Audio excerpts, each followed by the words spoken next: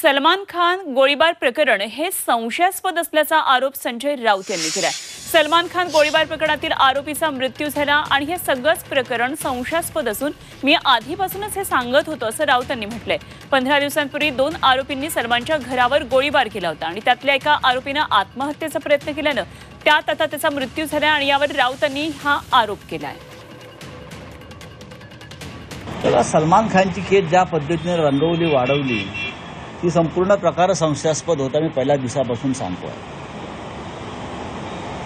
आता जो आरोपी पकडून आणला त्याचा मृत्यू झाला, त्याच्यामुळे मी जे सांगत होतो त्याला पुष्टी मिळते।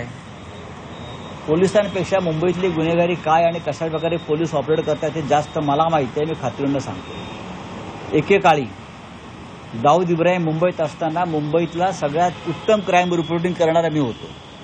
तर मला माहिती आहे काय चालतं मुंबई पोलिसांचं ते आणि गुन्हेगारांचं।